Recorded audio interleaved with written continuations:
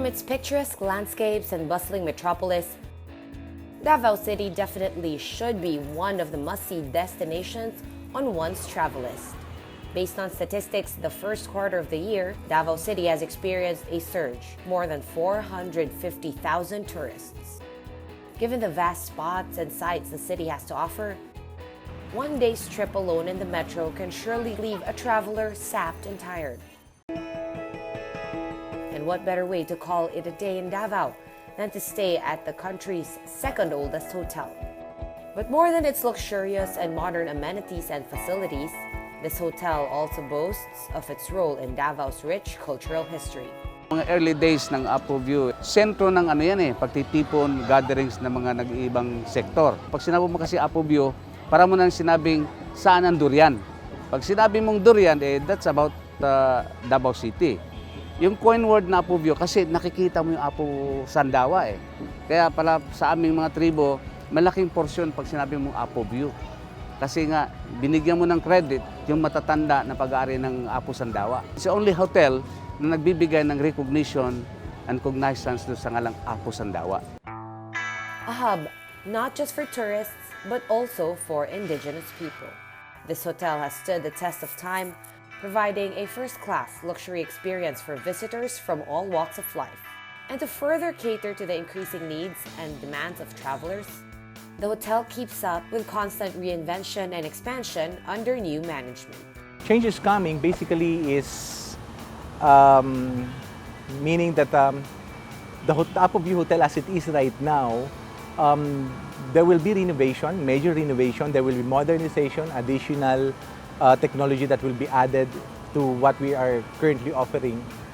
The food and beverage menu offering will be working closely with our culinary team from Icon so that we can come up with better variety, better options for our food and beverage patron. From 15 rooms in 1948 when it was first constructed and mid-90s at 150 room inventory, now we have 184 rooms to sell for all of the guests of Apo View to enjoy.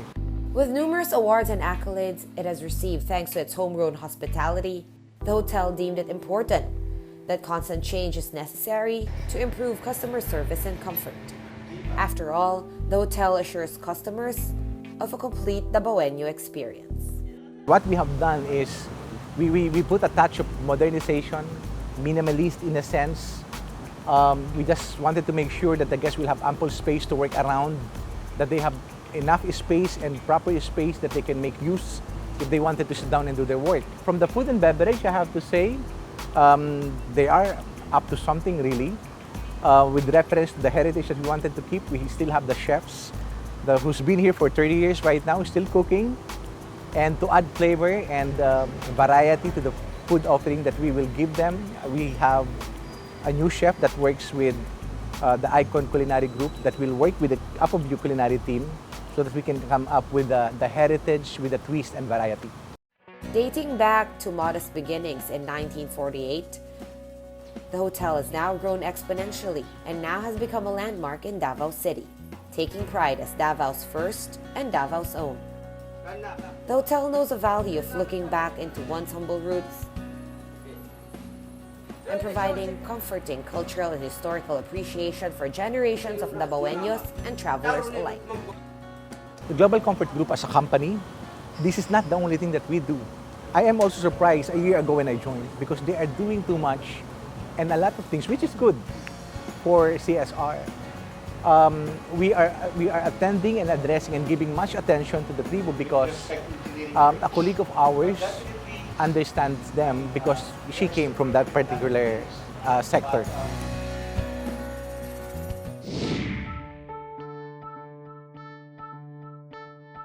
We hope na kung magiging continuous ang assistance ng Apo View. Ang Apo View lang so far ang nagbibigay sa amin ng ganitong klaseng opportunity.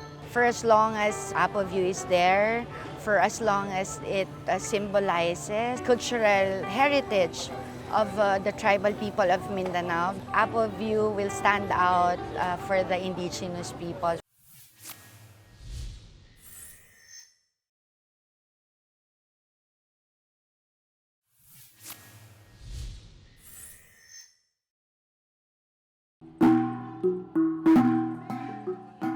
More than being the economic and commercial capital of Mindanao,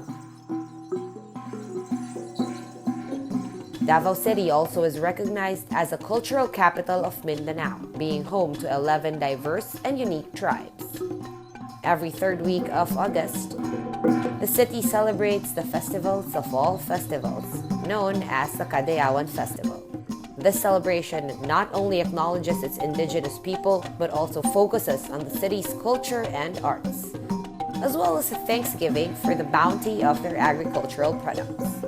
To further emphasize the unique culture Davao City has to offer, tourists and residents alike are given a chance to appreciate and experience the indigenous people's customs. With a mock community set up in Magsaysay Park, through this venture, the indigenous people get a chance to showcase and display their rich culture and colorful traditions. To make sure that this cultural and historical heritage lasts a lifetime, the country's second oldest hotel spearheaded an assistance program to help preserve indigenous people's legacy. Noong January 18, may sakuna yung baha. Binigyan kami ng mga goods. Sila lang ang nakabigay sa amin, yung Icon Hotel, through Baip Limpain, Jin Cebu Glass. Tapos, nagpunta kami sa Maynila, through Icon Hotel. Nag-concert kami doon, yung Magkaisa, I Support the Manubos Caraga, Bae Limpain Cebu Glass, Aisa Sigera, at si Bae Bayan. Yung Etike, may halin naman kami na sa concert namin yung Magkaisa, binigay sa amin ng 80K at saka nagawa namin yung hog dressing, beads making at yung handicraft.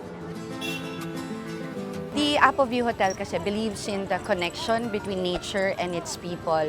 And so that's why tinututukan po ng Apoview Hotel etong mga tao, especially the indigenous peoples, the very marginalized sector, the underrepresented sector of our society. Not just because kailangan nila mabigyan ng atensyon or we should stand favorable for them, but because of the history of Apoview Hotel itself.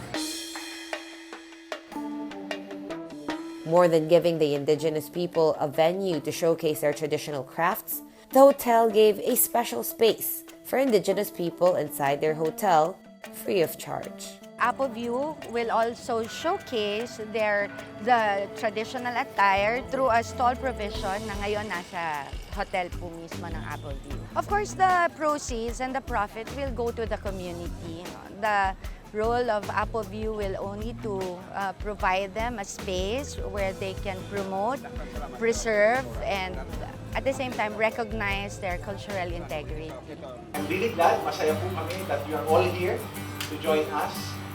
Today basically... They also provide a chance to sustain their culture and livelihood through the use of modern equipment and fundraising events. Hindi lang po sa pamamagitan nitong kadayawan ng ganito activity, pati na po sa business sector, lalo na sa tribo. Actually mayroon kami tatanggapin na sewing machine na ibibigay ng Apoview para naman doon sa paggawa ng mga damit to sustain yung culture and traditions ng Bagoboklata at saka yung iba't tribo.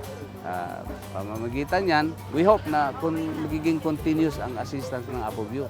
Kasi nakikita namin na ang Apoview lang so far ang nagbibigay sa amin ng ganitong klaseng opportunity.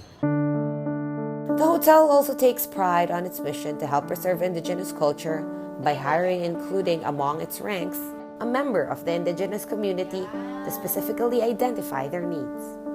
Being the daughter of Dato Joseph Sibug, na-experience ko po kasi na lahat ng datus, lahat ng tribo, buong Mindanao, and even some of the tribe leaders also from Luzon and Visayas would converge here in Davao, specifically billeted at Apoview Hotel. Doon po kami hinahouse. It's a home of the indigenous peoples of the country. Now, even dito ngayon sa modernization now, we still look back at the history that Apoview helped us in promoting and preserving the cultural integrity and cultural heritage of the indigenous peoples of Mindanao. For as long as Apoview is there, for as long as it symbolizes the cultural heritage of the tribal people of Mindanao because it speaks of Apo Sandawa, the most sacred of all mountains, the highest peak in the Philippines.